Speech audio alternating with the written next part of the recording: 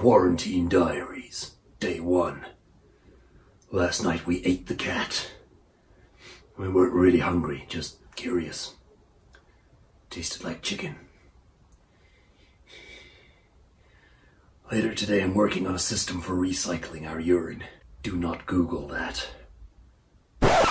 Okay, so we've got time on our hands. Step number 1, don't panic. Step number 2, make a plan to use that time constructively. And all this week I'll be sharing videos and ideas with you about how you can make the most of your time and ensure that at the end of this period that the entire world seems to be going through right now, you come out of it better than before, having built something, grown something, learned something. Let's talk about our first idea/challenge. Could you switch to entirely remote earnings? Some people have actually discovered that they can work from home through full-time employment, and in many ways that's actually a great idea. Forbes has often identified this as one of the smartest management and productivity strategies. So if you are able to simply continue employment from home, wonderful, you're cutting on costs, and frankly, so is the business. This of course means they can pay you more. Run that by them. But could you also generate money in other ways that do not require full-time employment?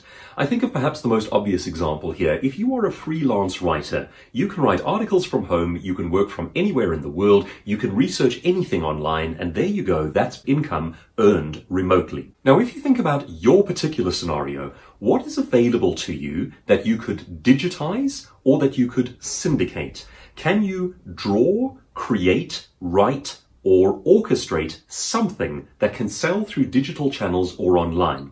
You can, for example, run a monetized YouTube channel. It takes a lot of work and you have to have 4,000 watched hours before you qualify for YouTube's monetization process.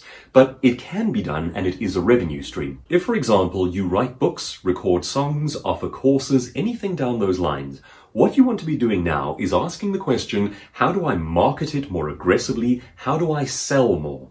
And here I'm reminded of something I previously shared with you. I know of a speaker who had written a number of self-help books. And what he did was he set himself a challenge whereby he had to do 3 things per day in order to facilitate book sales. Now, 3 things a day is a great deal. That's a lot of activity. If you faithfully do it, it is 15 activities every week simply geared towards selling more books. And in his particular case, one of those activities, one day, allowed him to sell something like 3 million books into China. And as a result of that, he became a millionaire. So this is entirely possible, it's entirely plausible. If you do something that earns revenue remotely, now is the time to be shouting it from the rooftops, offering it to the world. It also is the right time from the perspective of your buying public. And by that I mean they have downtime too.